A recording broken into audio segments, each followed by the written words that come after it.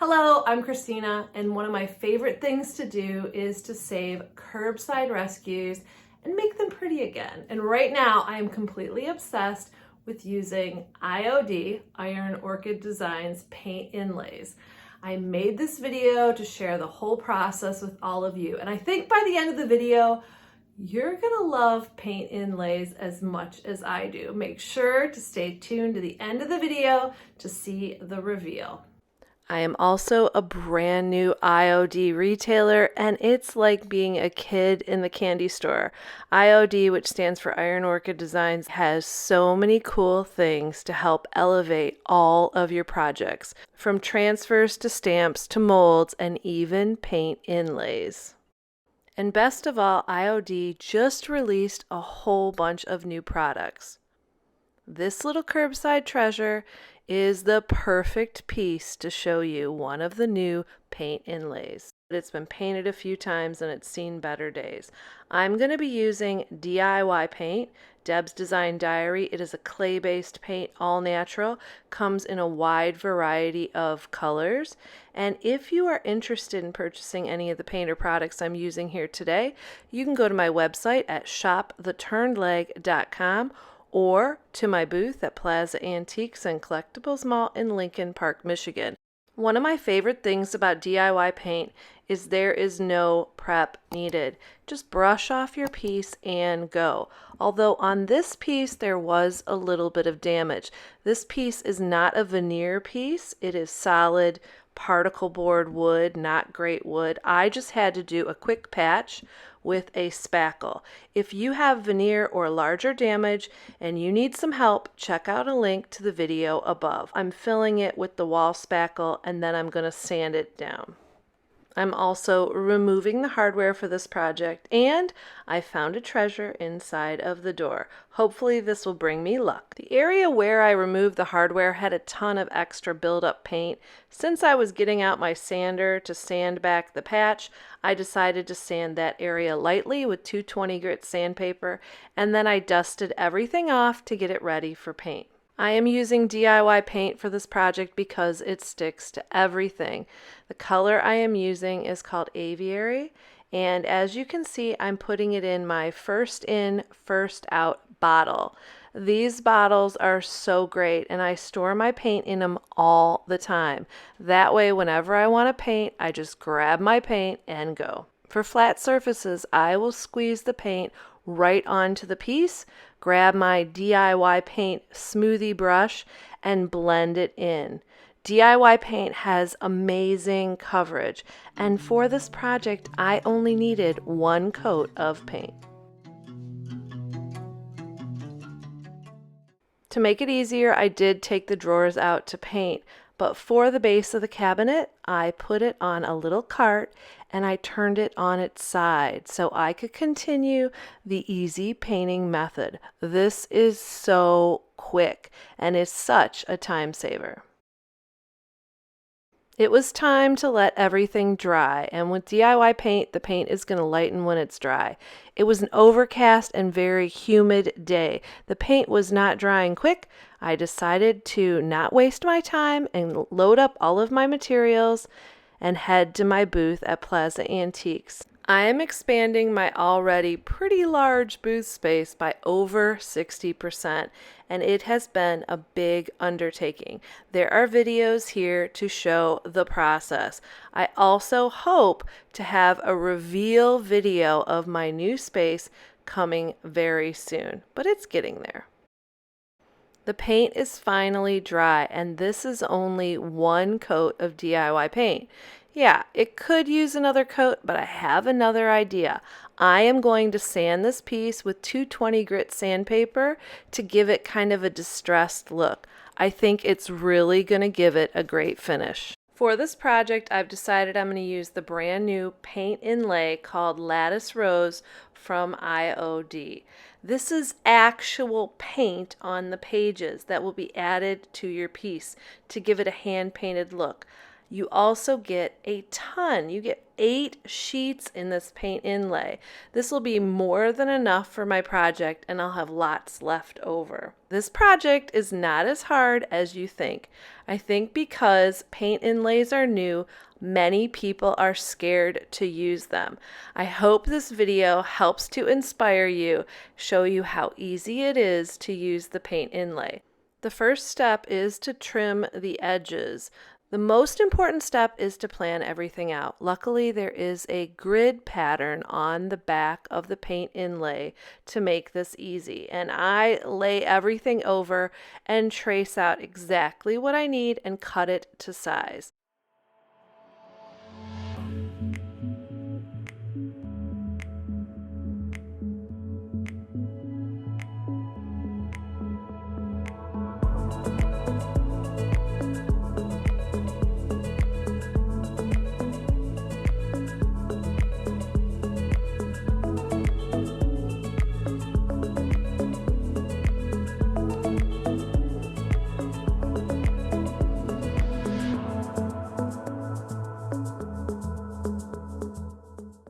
I then write on the back which drawer they're going to go on. I put an arrow for up and even write left or right. Doing things like this is going to make it so much easier when you have to lay down the paint inlay.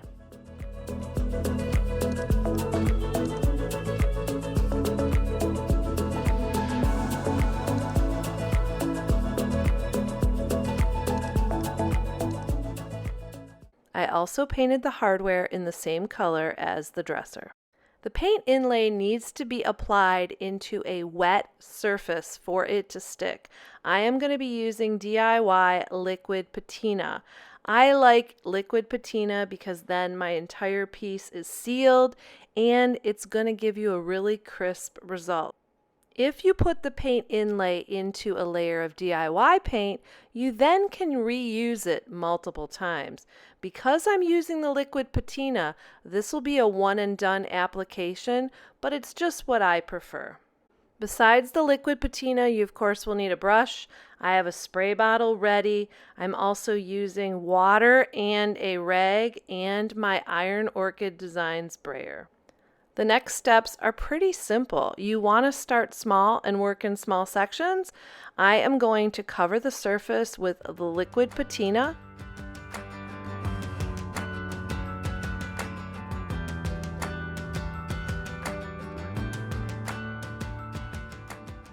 Then you're going to lay down your paint inlay. You want to line it up before you release it down. Make sure it's straight. Once it's centered, I use my brayer to make sure it is down tight, and then I'm going to wet the surface with a damp rag.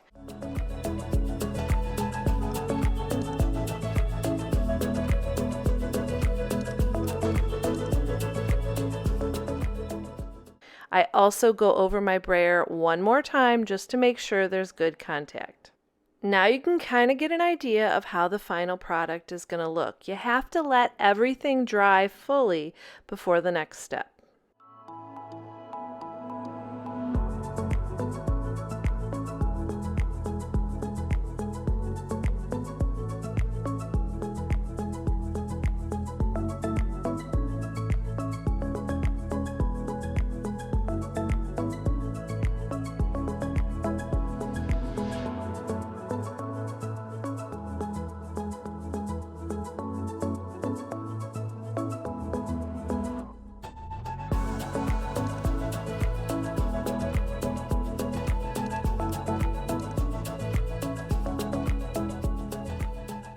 While the inlay was drying, I decided I would seal the DIY paint on the rest of the dresser.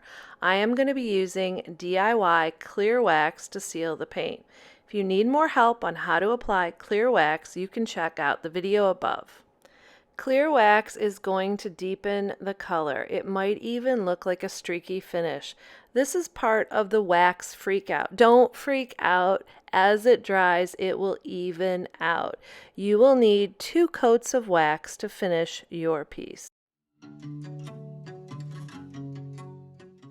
Time to check the drawers with the paint inlay. You can probably still see areas that are wet.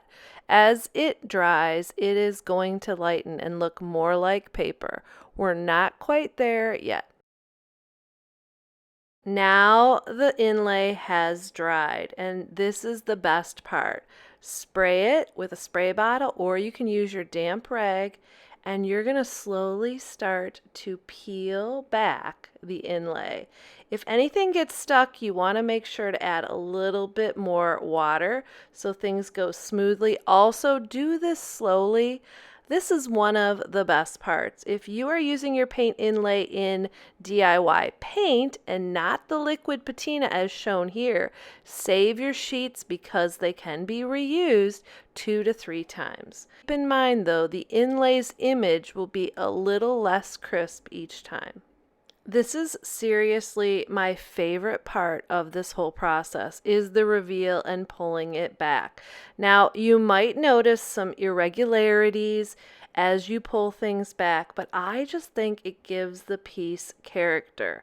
If you have really obvious lines, because it's paint, you could use a really fine artist brush and a little water to just blur it a bit to fill in any of those spaces.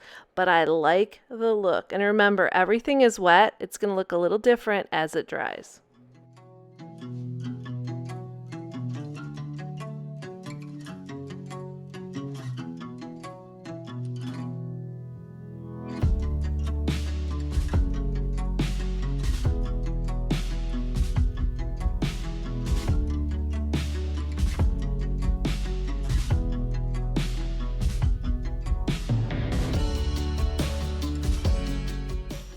I did have one spot where there was a little bit of smudging. I think I had a little bit too much liquid patina down in one spot, but wait till you see the big reveal at the end. It's hardly noticeable, and I think it gives more character. Make sure to let the drawers dry completely, and then your next step is very important. You are going to take a small spray bottle, I got mine at the dollar store, and fill it up with a 50-50 mixture of water, and I use DIY Big Top. You want to spray the entire surface of the paint inlay. I let it dry and I do it a second time. This is going to seal in your paint inlay so it does not smear. Once that is dry, you can paint over with Big Top like normal to seal it in. I applied 2 more quick coats of Big Top just so I don't damage the paint inlay. It dries super quick and it will not yellow. Now it's time for the finishing touches. That hardware I painted, I also distressed it back and I sealed it with DIY Big Top. The wax on the base of the dresser is dry, so now it is time to buff it. I am going to buff the wax, which you can do this with a rag if you'd like, but I'm going to buff the wax with my drill attachment. Check the comparison. Here's the side that I shined, and here is the side that I have not buffed yet. Now to attach the hardware. I have to admit, this is one of my least favorite jobs, but very important, and I think the hardware looks great. The dresser is almost done, but let's take a look back at how it started and then we'll see how it looks now.